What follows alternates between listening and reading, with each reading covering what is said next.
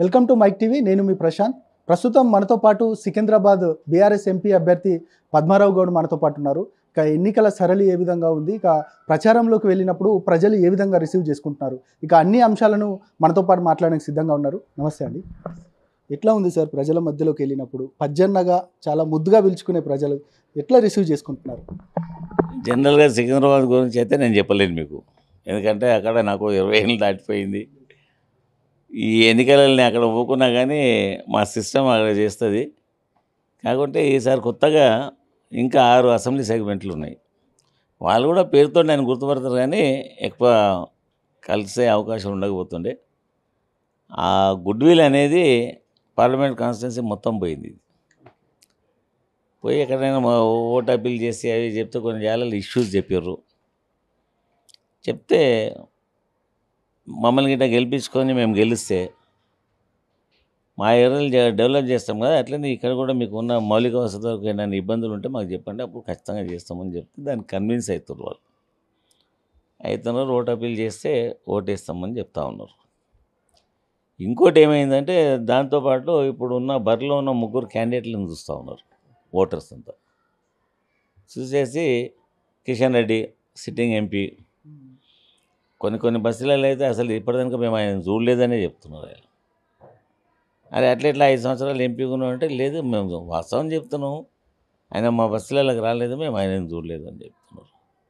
ఇక నాగేందర్ గురించి అయితే అసలు మేము పట్టించుకోవడం లేదు.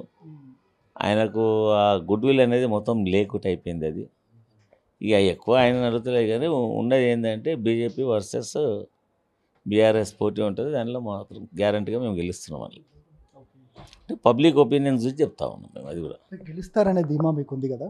ఇక కార్పొరేట్ స్థాయి నుంచి ఇక ఎంపీ స్థాయి వరకు వెళ్ళబోతున్నారు. ఎట్లా అనిపిస్తుంది అసలు? జనరల్గా ఇప్పుడు రొటీన్ లైఫ్లో మనము ఇంట్లో ఉంటాము, ఆ ఇల్లు తప్ప మళ్ళీ బిల్డింగ్ కట్టుకుంటే ఇంకా జర హ్యాపీగా ఉంటాం కదా, వసతులు ఇంకా ఎక్కువ అవుతాయి కదా, సమాజంలో మనకు రెస్పెక్ట్ పెరుగుతుంది కదా అని ఎట్లయితే మనకు ఉంటుందో వ్యక్తిగతం ప్రతి ఒక్కరికి, అట్లే నేను ఒక కార్పొరేటర్ స్థాయి నుంచి వచ్చిన 2 సార్లు కార్పొరేటర్ అయినా, 4 సార్లు ఎమ్మెల్యే అయినా, క్యాబినెట్ మినిస్టర్ ఉన్నా, ఇక్కడ డిప్యూటీ స్పీకర్గా ఉన్నా. కనుక నేను ఊహించలే పార్లమెంట్ కనుక ఇట్లా అని చెప్పి ఊహించలేదు. నా చుట్టుపక్కల ఉండే మా ఫ్రెండ్స్ గిట్ట రాష్ట్రంగా మనకి ఇవన్నీ అయిపోయినాయి కదా అన్న, సార్కు చెప్పేదన్నా నామినేటెడ్ రాజ్యసభ గిట్ట పంపిస్తున్నాం, ఆ ప్రయత్నం చేసుకోవాలి మనం నెక్స్ట్ ఈ 5 years తర్వాత అని చెప్తూ ఉంటుంది. అనుకోకుండా క్యాండిడేట్ను చాయిస్ చేసేటప్పుడు వెల్ నోన్ ఫేసు బాగుంటుంది, నాన్ ఎలిగేటెడ్ పర్సను వ్యక్తి బాగుంటారు అని చెప్పేసి మా హైకమాండ్ డిసైడ్ చేసింది. చేసి నన్ను అడిగితే సరే అని చెప్పిన ఎన్నికలలో పోతా ఉన్నా. ఇక ఈ గత 1 week నుండి లోకల్ అసెంబ్లీ సెగ్మెంట్లలో తిరుగుతూ ఉన్నా, ప్రాపర్గా ఆ ఎమ్మెల్యేని తీసుకొని పోతా ఉంటే ఎమ్మెల్యేస్ అంతా 7 ఎమ్మెల్యేస్లో 5 మెంబర్స్ మేమే ఉన్నాం. అంటే ఇక్కడ జూబ్లీ హిల్స్, సనత్ నగర్, సికింద్రాబాద్, ముషీరాబాద్, అంబర్పేటలో 5 మేమే ఉన్నాం. ఇక లేదంటూ ఉంటే ఒకటి ఖైరతాబాద్, అది కూడా మా ఎమ్మెల్యేనే ఉండే. దురదృష్టం ఏంటంటే ఆయనకు అలవాటు, ఎవరు దొడ్డు కనిపిస్తే వాళ్ళు వాళ్ళు ఎవరు పవర్లో ఉంటే ఏ గవర్నమెంట్ ఉంటే అందులోకి పోవాలని నాకు హ్యాబిట్గా మారింది. అయిపోతే ఒక నాంపల్లినే లేకుండా ఉండే, ఇప్పుడు నాంపల్లితో పాటు ఈ ఖైరతాబాద్ కూడా యాడ్ అయింది. అయినా కానీ 5 ఎమ్మెల్యేస్ ఉన్నాం, బాగా మేము నిబ్బరంగా ఉన్నాం. అట్లా ఏమి గెలుస్తామా లేదా ఇది.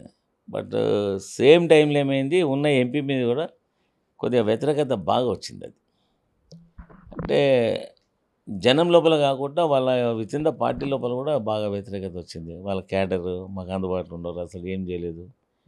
ఎప్పుడన్నా కనీసం ఏదైనా టెంపుల్స్ అటువంటి వాటికి పోతే ఇంత ఏదైనా లెటర్ కావాలంటే కూడా దొరకదు, అందుబాటులో ఉండడు అని చెప్పి వ్యతిరేకత అయింది. అవన్నీ మాకు బెనిఫిట్స్ అవుతున్నాయి. అంటే మీరేమో వ్యతిరేకత అంటున్నారు, ఆయననేమో నేను 2 సార్లు ఇక్కడ ఎంపీ, ఇక ఖచ్చితంగా మరొకసారి నేను ఇక్కడ గెలవబోతున్నా అనేది కూడా ధీమా వ్యక్తం చేస్తూ ఉన్నారు. ఎట్లా చూస్తారు అసలు? గతంలో 2 సార్లు ఎంపీ అన్నప్పుడు ఆయనకు తగ్గ పోటీ లేకుండొచ్చు, గెలిచిండొచ్చు. అలా ఫస్ట్ టైం అంటే పబ్లిక్ కూడా ఒపీనియన్ ఉంటుంది, ఓటేసిండొచ్చు, ఎంపీ అయ్యింది. అది ఇప్పుడు అట్లా కాదు కదా, 2 termsలో మళ్ళీ నీ బిహేవింగ్ కూడా జనాలు దృష్టిలో పెట్టుకుని అవి చూసారు. ఇప్పుడు ఉన్న క్యాండిడేట్గా నేను కూడా ఏదో ఆషామాషి క్యాండిడేట్ని కాదు కదా, అస్సలు పోటీ అనేది ఇప్పుడు ఆయన 3 ఎలక్షన్లలో చూడండి ఇప్పుడు చూస్తుండే. ఇప్పుడు అట్లా అంటే సరైన క్యాండిడేట్ ఉన్నా, నేను 4 సార్లు ఎమ్మెల్యేగా ఉన్నా, ఇంత జనంతో సంబంధాలని, వెల్ నోన్ ఫేసు, ఇట్లా ఇబ్బందులు ఆయనకేమైనా వస్తేమో కానీ మాకేం లేదు. నేనైతే 100% మంచి ధీమాగా ఉన్నా. ఈ సర్వే రిపోర్ట్స్ అవి కూడా మాకు అనుకూలంగానే కనిపిస్తూ ఉన్నాయి. సార్ ఇక రేవంత్ రెడ్డి మాట్లాడుతూ ఒక వ్యాఖ్య చేశారు పెద్ద ఎత్తున, అంటే ఒక మీ పైన ఆరోపణలు చేశారు ఏంటంటే బీఆర్ఎస్ ఉన్ను బీజేపీ ఒకటే కాబట్టి అక్కడ ఒక పద్మారావు లాంటి వాళ్ళని అంటే ఒక ఒక మన మాటల్లో చెప్పాలంటే ఒక డమ్మీ క్యాండిడేట్ను పెట్టి ఇక పోటీలోకి దించారు కిషన్ రెడ్డిని గెలిపించడానికే అంటూ కూడా ప్రధానంగా ఒక విమర్శలు చేశారు. దీన్ని ఎట్లా చూస్తారు అసలు? ఎప్పుడైనా అట్లా ఉంటుందా? అట్లా ఉంటే పార్టీ క్యాండిడేట్నే పెట్టకపోతుంటారు మా వాళ్ళు.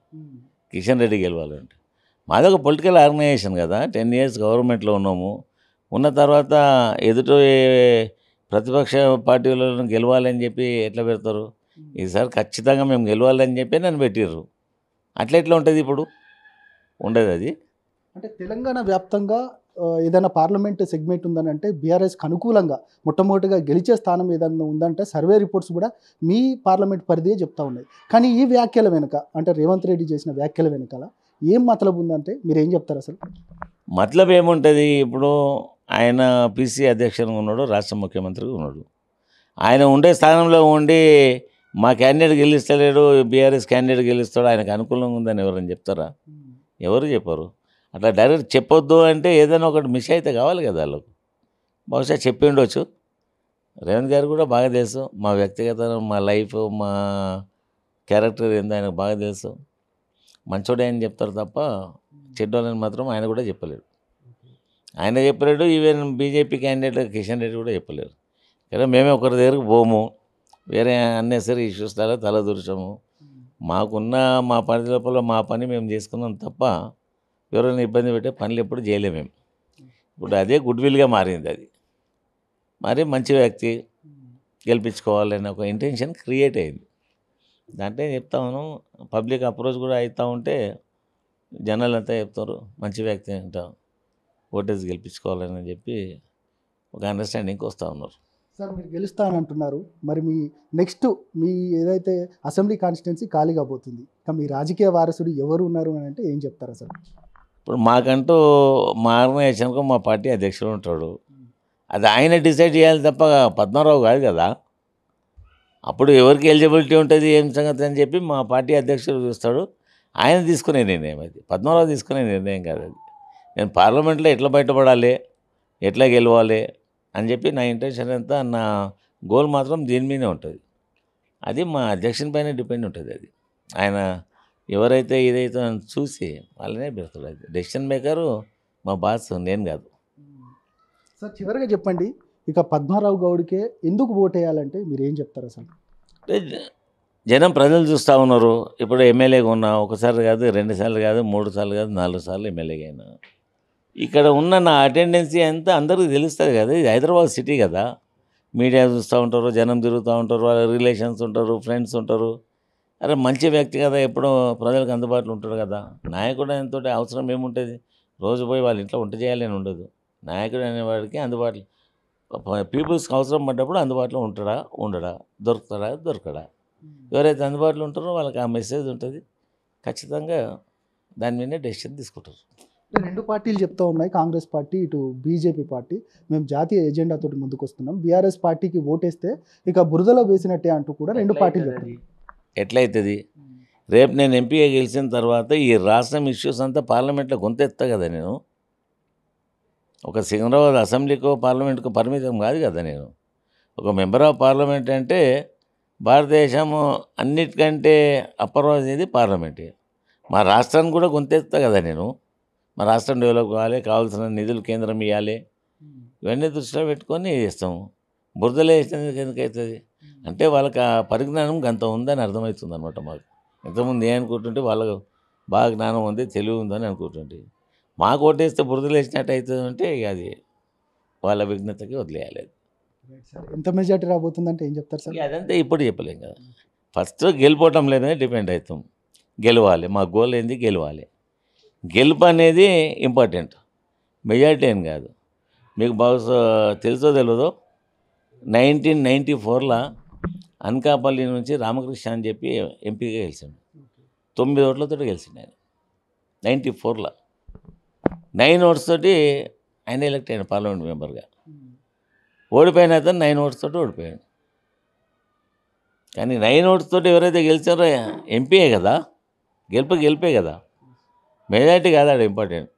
మెంబర్ ఆఫ్ పార్లమెంట్ అవుతున్నామా అవుతలేమా, పరిస్థితులు బాగా ఇంకా డెవలప్ అయినాయి అనుకున్నాం కాబట్టి భారీ మెజారిటీ రావచ్చు. లేదు ఎలక్షన్ టైట్ పోతుంది అది అంటే తక్కువ మెజారిటీ గెలిపేది మాత్రం గెలిచేది గ్యారంటీగా పార్లమెంట్ గెయిన్ చేసుకుంటున్నాం. ఇది మొత్తానికి పద్మారావు గౌడ్ చెప్తా ఉన్నాడు. ఖచ్చితంగా మేము గెలిచి తీరుతాం, ఇక అసెంబ్లీలో తెలంగాణ గళాన్ని వినిపిస్తామని కూడా చెప్తా ఉన్నారు.